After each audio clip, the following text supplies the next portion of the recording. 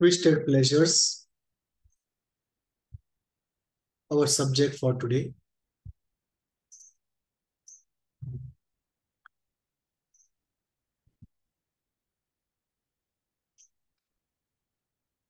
Pleasure is very important in psychoanalysis, almost at its center.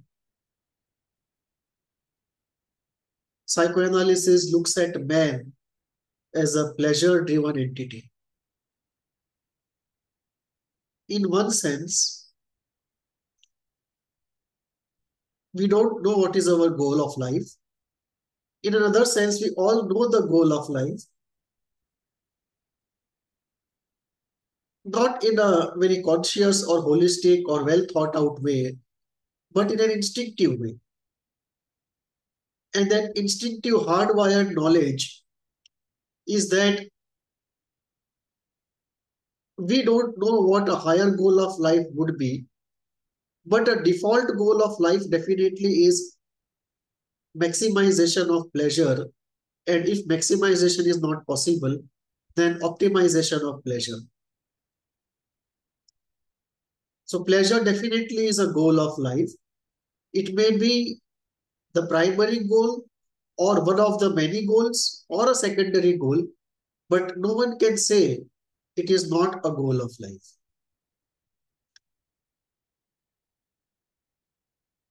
It is the goal towards which our actions move, our thoughts move. So this is the goal state, the state of pleasure, which we seek in all our movements. And therefore, one definition of man would be that man is a pleasure-driven entity. And the drive for pleasure is a very fundamental drive. It is not something acquired, it is inborn, innate, hardwired in us. Pleasure, however, is not one entity. There is a complete menu of pleasure. We experience pleasure in all its colors and flavors. And these colors and flavors create a multitude of variety. And this multitude of variety of pleasures that we experience, one way to understand them is to group them in 5 categories.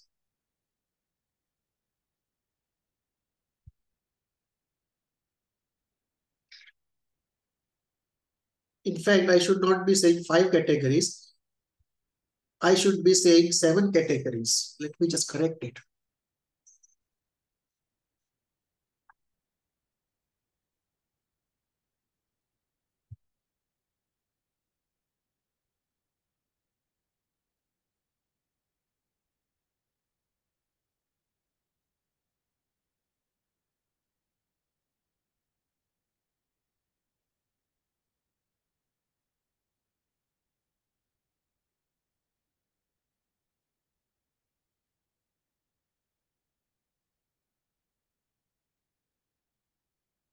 So one way to understand this multitude of pleasure experiences is to divide all pleasure experiences into 7 categories.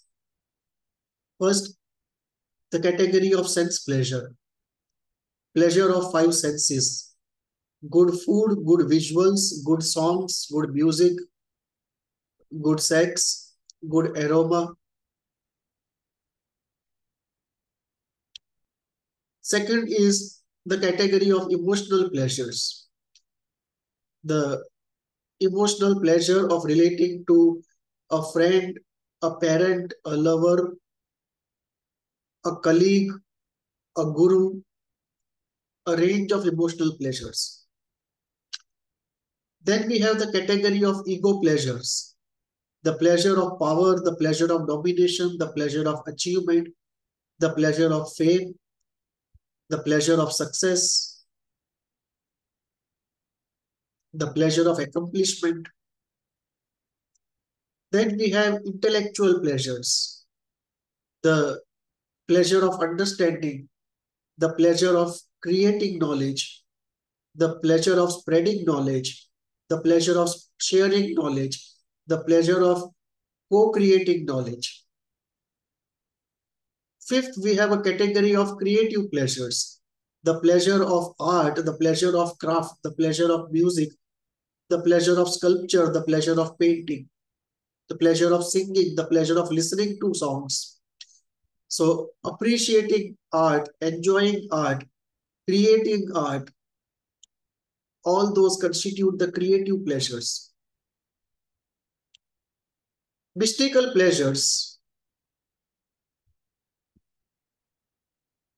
mystical explorations, pleasure of mystical exploration, pleasure of entering into the mystical world, pleasure of reading mystical literature, pleasure of practicing literature, mystical practices, the pleasure of mystical attainments, mystical pleasures. And then spiritual pleasures, the pleasure of freedom, the pleasure of spiritual knowledge, acquiring spiritual knowledge, the pleasure of giving spiritual knowledge, the pleasure of spreading spirituality, the pleasure of moving slowly towards enlightenment, pleasure of doing good to society, the pleasure of experiencing the state of no thought, pleasure of experiencing oneness with existence. This constitute the range of spiritual pleasures. And this constitutes 7 chapters in the menu of pleasure. And of course, in each chapter, you have a spread of different types of pleasures.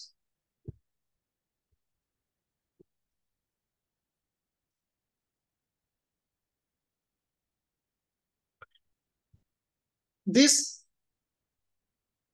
assortment of pleasure,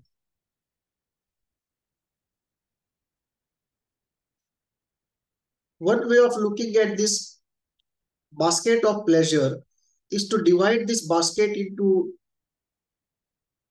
2 categories: conscious pleasures and unconscious pleasures. Conscious pleasures are what you and I experience consciously. Unconscious pleasures are those we experience while we are dreaming or in our unconscious fantasy or in the repressed material, which is at the root of many of our neuroses.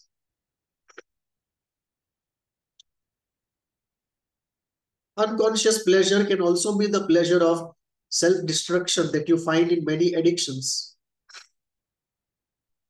So there is a menu of conscious pleasures and unconscious pleasures. So one way to divide all pleasures is in these 7 categories.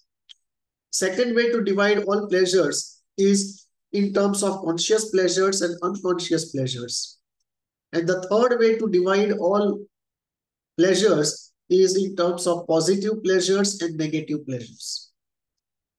Positive pleasures are those which are in alignment with our health and are health enhancing. Negative pleasures are those which are aligned to our pathology and are health reducing. So 3 ways of classifying all pleasures.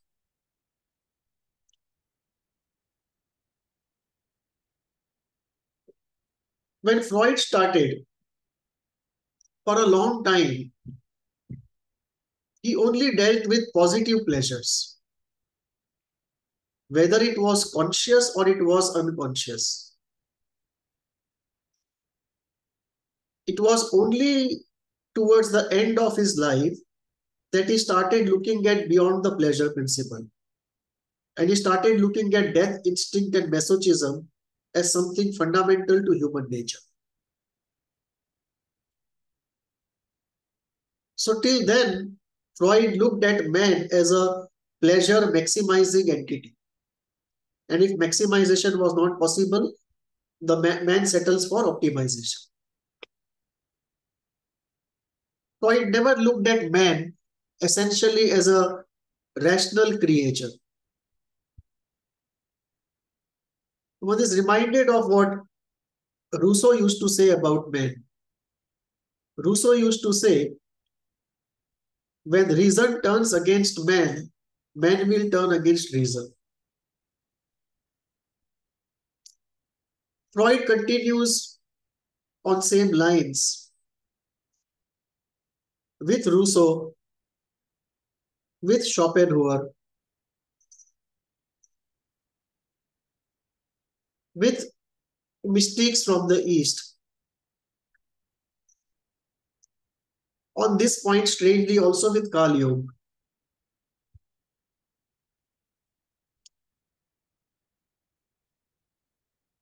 That there is a large component of pleasure which is unconscious. So there is a conscious movement of pleasure and an unconscious movement of pleasure. And the unconscious movement of pleasure is often present at the root of pathology. And therefore, even when the conscious mind wants to heal the pathology, there is a resistance to healing. The resistance is not only because of strong affect involved, but also because healing involves giving up of that unconscious pleasure. So it's not only the fear of affect, it is the addiction of the unconscious pleasure, which is the core of resistance.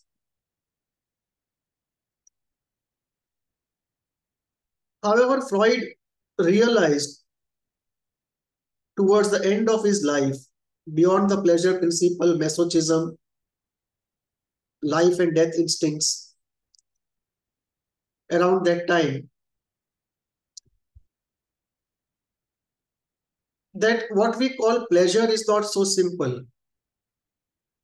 It is not something which is enjoyable, which we can call pleasure.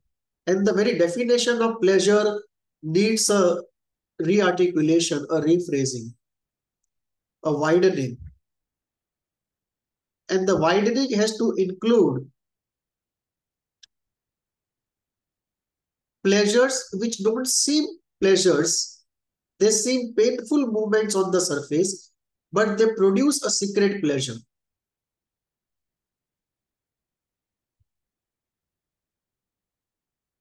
Sipping wine, which on the surface tastes bitter, eating a bitter chocolate,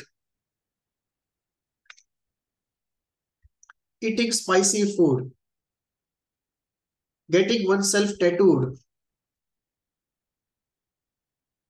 drinking very hot coffee and tea. All these are seemingly painful activities, but they give a lot of pleasure. And therefore, Freud started thinking upon how to define pleasure, what constitutes pleasure. And here, pleasure moves away from a harmonious functioning of senses and our apparatus to what is desired. Pleasure becomes redefined as the goal of desire. The goal may even be seemingly painful. That also constitutes pleasure. So pleasure gets redefined to being the goal of desire. Not only a harmonious experience that makes you feel good and better. And this brought about consideration of what I call as twisted pleasures. The positive pleasures, still beyond the pleasure principle, were something very easy to understand, something very ordinarily we would call as pleasures. But after the beyond the pleasure principle, pleasure got redefined as the goal of desire, regardless of the qualitative aspect of that experience, regardless of the consequence of that experience upon the entity, upon the human being. And once pleasure gets redefined as the goal of desire, regardless of the qualitative aspect of the experience and the consequence of that experience on the organism. Then we get into a range of pleasures which are difficult at the first sight for a layman to accept as pleasures. And this creates or opens up the whole concept of twisted pleasures. A range of pleasures which don't seem easy to be understood as pleasures at the first sight, but psychoanalytically, we know that they are pleasures of some kind. And this range of pleasures is what I call as the twisted pleasures. And one of the most twisted and explicit pleasures is the pleasure of masochism.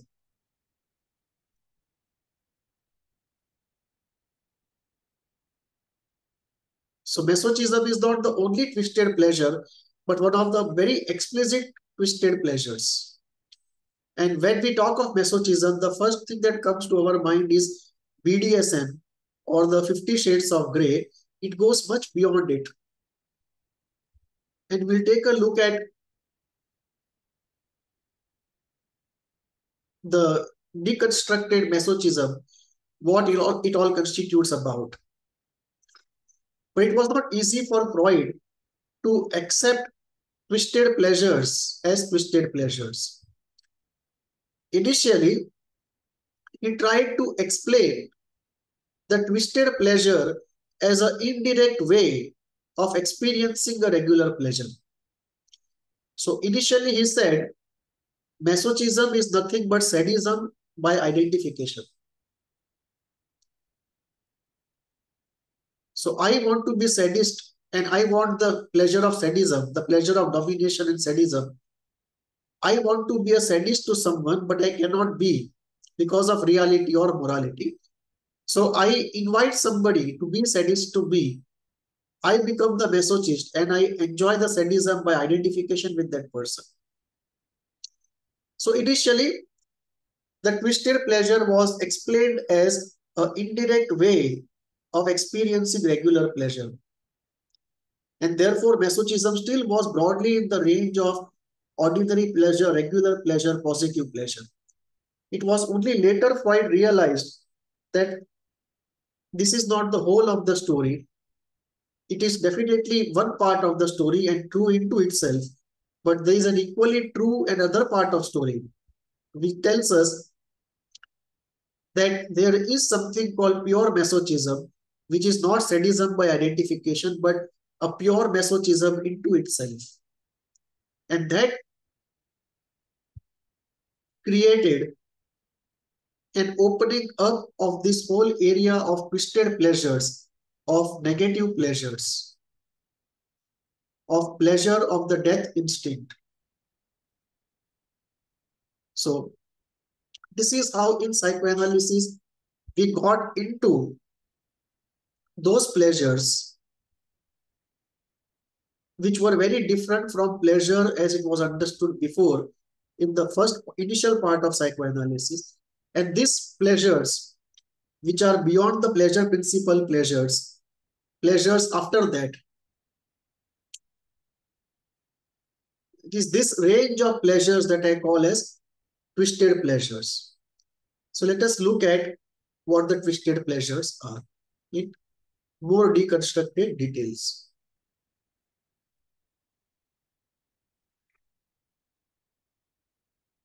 Let us take 11 different types of twisted pleasures, and there will be more. I have taken 11 for our discussion today. The first twisted pleasure is the pleasure of addiction. Addiction of something which is not pleasurable at the first experience, at the first encounter. It may be like beer or alcohol. It may be like something very spicy or something very bitter, like a bitter chocolate. But over a period of time becomes an addiction. So addiction pleasure of alcohol, tobacco, these are twisted pleasures.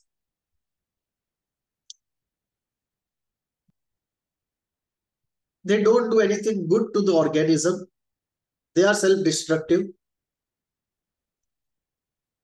And over a period of time, you get into a strange situation, which is where the pleasure becomes a twisted pleasure. So addiction becomes a twisted pleasure out of some considerations. First, if you look at addiction of something which is obviously pleasurable, like addiction of a sweet, initially it is not a twisted pleasure, but soon a condition comes where even if you have more of it, you don't get the same pleasure, and the diminishing economies of scale comes into functioning. You need more and more quantity of the substance to have the same pleasure, and the pleasure eludes you. It's a very frustrating situation and a very desperate situation. And that is when what was a regular pleasure, even if it was an addiction, it was still a regular pleasure addiction. It turns into a twisted pleasure addiction. And some pleasures are twisted from the start, like bitter chocolate, extremely spicy food, bitter alcohol, bitter beer. And then we have psychedelic compounds, both drugs as they are known in modern context and traditional substances which have been used in the East. In India, we have sobrus, we have bhang, we have ganja. In Amazon, we have ayahuasca.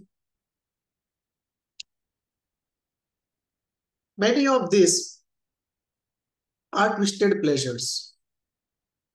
It is not a pleasure at the first encounter, but some sort of non-normal pleasure it creates in the mind. And therefore, the call to go back to it again and again. So there is a range of addiction pleasures which are twisted pleasures or become twisted pleasures over a period of time. Second category of twisted pleasures is the category of secret ecstasy.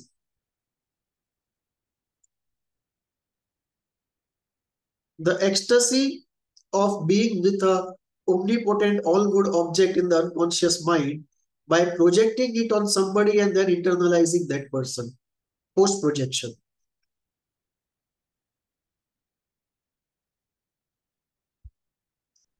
One full episode on details of secret ecstasy I have done. If you are interested, you can look at that episode. It is the unconscious ecstasy, the unconscious intoxication, which becomes often self-destructive. Even though in the real world,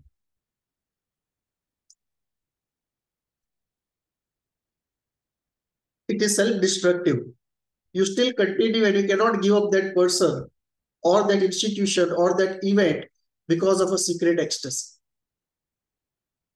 It's a twisted pleasure, but completely unconscious, very difficult to make out that it is at work unless somebody is very deep into psychoanalysis. Even an ordinary psychoanalyst can't make it out. Experientially speaking, I mean, you may speak about it in concept, but to experientially understand it and work with it. So secret ecstasy, another category of twisted pleasures.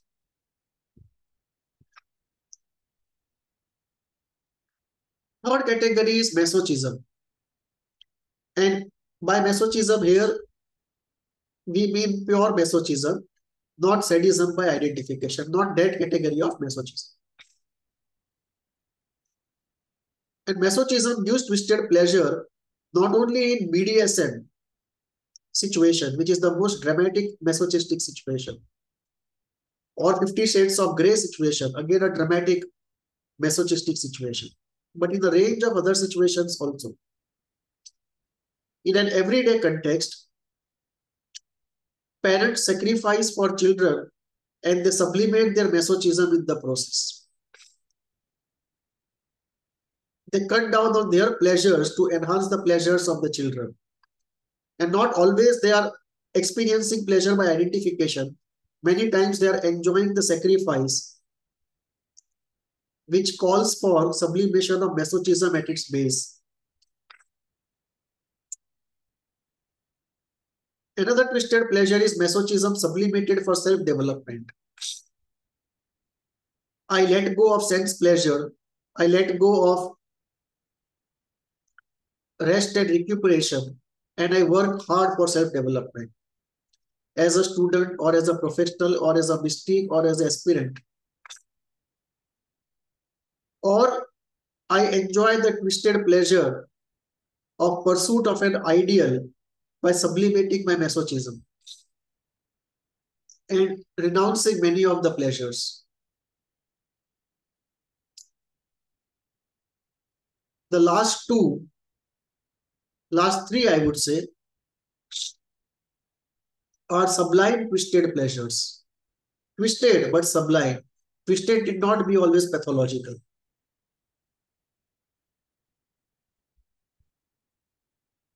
Fourth category, the category of tragic holding state. I have elaborated what is a tragic holding state before.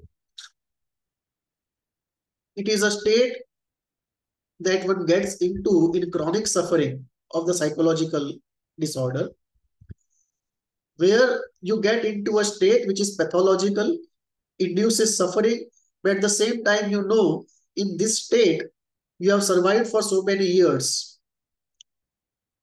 And therefore, the state does provide some sort of survival holding. And you don't want to get out of that state and go out into the world of health because of the fear of newness of experience, the fear of unknown.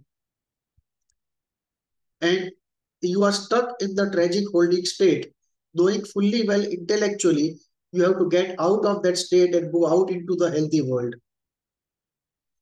So there is a pleasure associated with being stuck there, which is a twisted pleasure. Fifth category is the category of self-destruction. There is a pleasure of self-destruction. It may be because of envy or it may be because of revenge.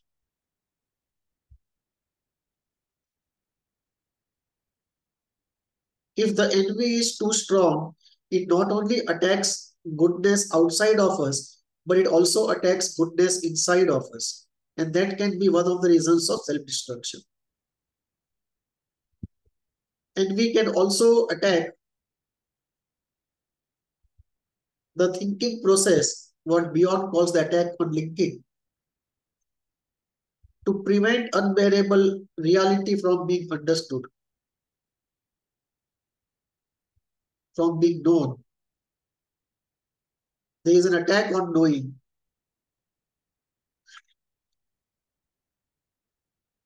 There can also be pleasure of self-destruction just because the aggression or the death instinct is very strong. There can be attack of self-destruction because there is unbearable fear of pain or loss that will happen if the all good exists inside of us. So it's a preemptive action to prevent a catastrophe befalling the all good in us, leading to unbearable pain. And as a preemptive action, self-destruction takes place. Sixth category, the category of inertia. This is also a twisted pleasure of inertia. And it is the pleasure of doing nothing. And we enjoy it deeply in our vacations. And we all need a vacation after some time. There is a call of this pleasure of inertia. In fact, this call of inertia is a ceaseless call. And every moment when we are doing something, we are saying a goodbye to this call. And we are escaping the pull of the black hole inside of us. The black hole of inertia.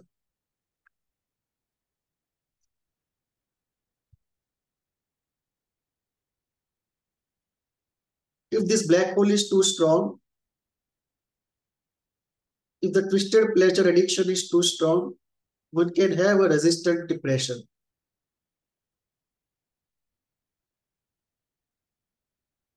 Not that resistant depression has only this cause, one of the causes.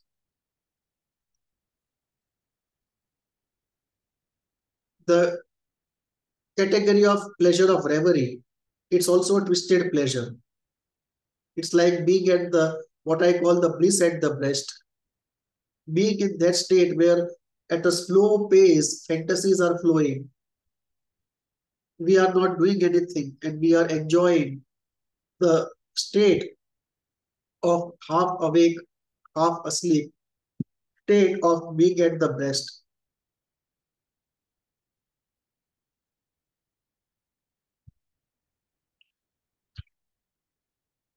The pleasure of inertia is also strongly linked to other two pleasures which are equally twisted.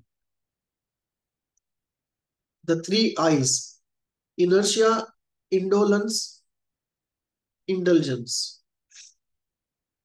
The three I's, all of them are twisted pleasures, and often, more often than not, they go together.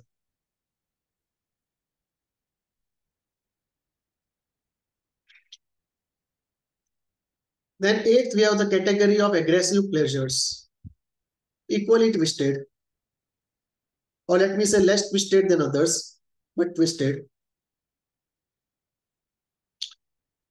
Aggressive pleasures in very aggressive sports, in breaking things, like you break things in karate, or you break things in other sports, offline or online. Pleasure of fights, be it in martial arts or fencing.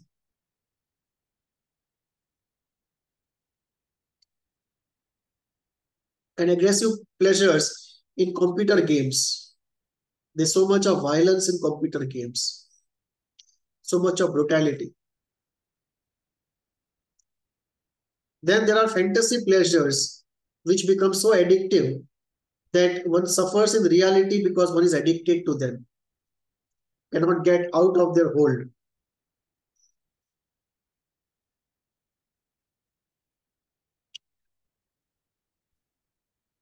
Vicarious pleasures, the 10th category of twisted pleasures.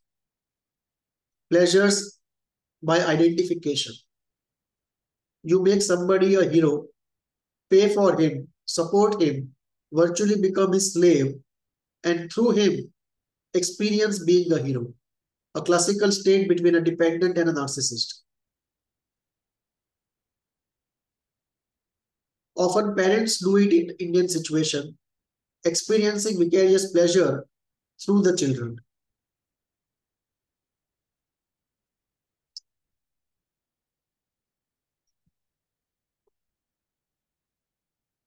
A woman who wanted to be an actress but could not be, makes her daughter an actress.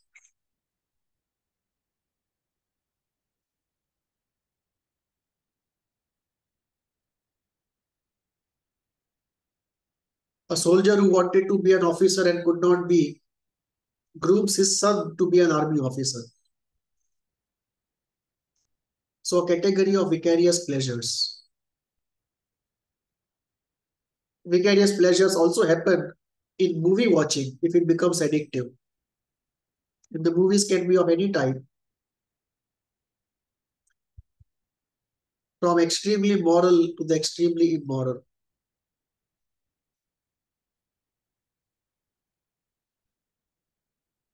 11th category is the pleasure of revenge. It's a twisted pleasure, unhealthy pleasure, but a very strong movement of pleasure. You get that twisted pleasure when revenge is accomplished fully or partially, directly or indirectly, through you or through somebody else or through destiny. Or the revenge is not accomplished in the outer world, but it turns against you and you start destroying yourself. And you hurt yourself to hurt somebody near you. So the act of self-destruction, act of suffering, becomes an act of revenge. It's like a child goes sick and creates a psychosomatic problem for oneself so that he can see the parents suffer. So the child wants to hurt the parents because they have hurt him. He cannot do it directly because of reality and morality. So he hurts himself to hurt the parents. And the more sickness he suffers from, better is his revenge accomplished. Until the revenge is done, the sickness continues.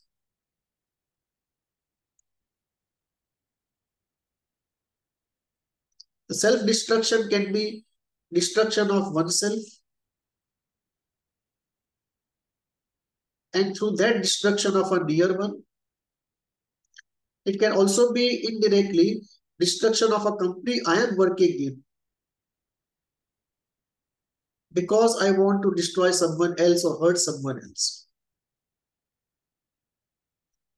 So these are all twisted pleasures. 11 categories I have enlisted. More would be there.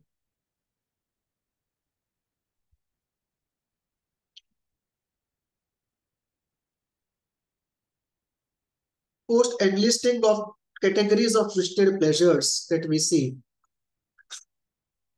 we come to the next stage of psychoanalytic explanation of the causation of twisted pleasures. What is, psychoanalytically speaking, behind these twisted pleasures?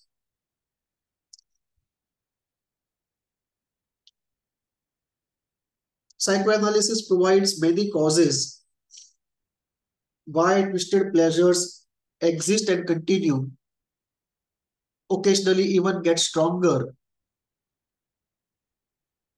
rarely even destroying the individual completely, very commonly partially destroying the individual, very commonly making him treatment resistant.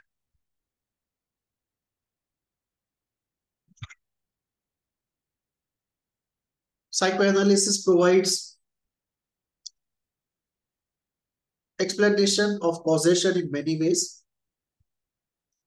I have listed out 11 causes behind twisted pleasures. First, repressed aggression. This can result in a twisted pleasure being sought of sadism or masochism, self-destruction or other destruction. Second category is repressed guilt, where twisted pleasure sought is of masochism and self-destruction. Third category is of narcissism, where the twisted pleasure sought is of pathological domination and exploitation, and of megalomania. Fourth category is repressed envy, where the twisted pleasure sought is of self-destruction or destruction of the other. Fifth is death instinct, where twisted pleasure sought is of depression, in some cases catatonia, in some cases self-destruction, in some cases other destruction. Disintegration anxiety, where the twisted pleasure sought is of self-harm and masochism. Fear of loss, where the twisted pleasure sought is often of the ecstasy and the intoxication, the secret ecstasy and the intoxication thereof in the unconscious mind. And the surface mechanism is of somatization.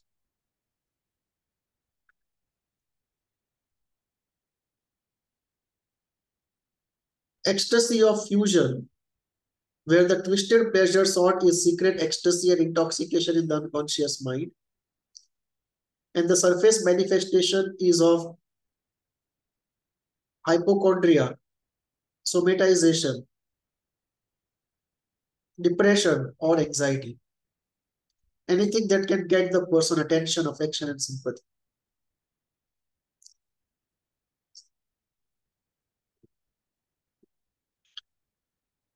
Secret ecstasy of omnipotence. And the twisted pleasure is of that secret ecstasy and omnipotence. And the surface manifestation is the split being open, therefore high anxiety, attacks on self and the other, search for the omnipotent in the real world, which cannot happen. And more often than not, entanglement with emotionally significant people from childhood and inability to create lasting relationships in adult life. Masochism, the twisted pleasure, is of self-destruction, self-harm, self-humiliation, and at times destruction of the other. Repressed bisexuality and the twisted pleasure is of harm to self or harm to others, destruction of the self or destruction of the other. It can also be attack on one's femininity or one's masculinity. So, or it can also be an attack on somebody's femininity or masculinity. So these are some of the categories of twisted pleasures, rather the causes of twisted pleasure. So these are 11 causes which are very deeply rooted. We find them only after deep and long analysis. And they have their own manifestations in different personalities in different ways.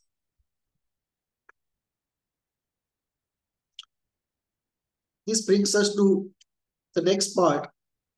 How do you heal the twisted pleasures once you encounter them?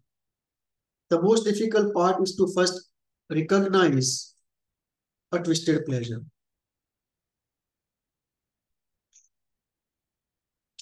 So how does psychoanalysis engage with healing of these twisted pleasures? The most difficult part in the whole process, the first part is most difficult, identification. Second is acceptance. Third is the analysis of it. How does it operate? Once a movement of twisted pleasure is identified and the person is honest enough to accept that it is at work, then the question is of analysis. What are the areas of life where this manifests? How does it work out? What does it do to you and the other? What is the short-term and long-term impact of this? What is the analytic, intellectual, and emotional impact of it? Has it always been so from childhood, or is it something which is appearing now? Is it circumscribed or universal, pervasive in life? This allows us to do a cost-benefit analysis of that twisted pleasure. And this cost-benefit analysis allows the patient to take a decision whether it is prudent to continue with the twisted pleasure or it is prudent to work to overcome the twisted pleasure or to sublimate the twisted pleasure. One cannot be moralistic here and say twisted pleasure is all bad, you just give it up. The person has to deeply think and decide for himself, doing the cost-benefit analysis and his own experience of the twisted pleasure and the experience of absence of it and its counterpart.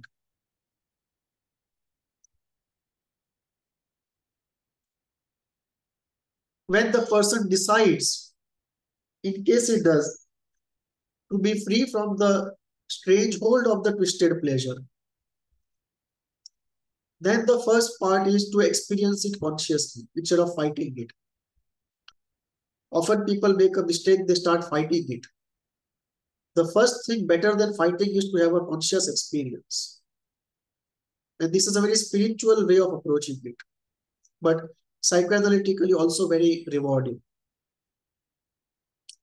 Experience it consciously, go into it consciously. Go into it with sincerity and desire to change. Strengthen the desire to change inside of you. When you go into it consciously with a desire to change and you encounter resistance, deeper dynamics can be interpreted and understood as a living self-discovery, not as a intellectual discourse, but as a living self-discovery of something within oneself, one has unraveled, but what has it has revealed to oneself. Once a self-discovery is made in a living sense, and one has readiness to give it up, one has to be clear that one has to renounce the ecstasy, a deeper ecstasy which may be involved, not always, but occasionally it may be involved. And there might be a case where we have to give up ecstasy, a very intense happiness, and accept reality with less happiness. We may have to pay the price of reality and maturity by renunciation of ecstasy.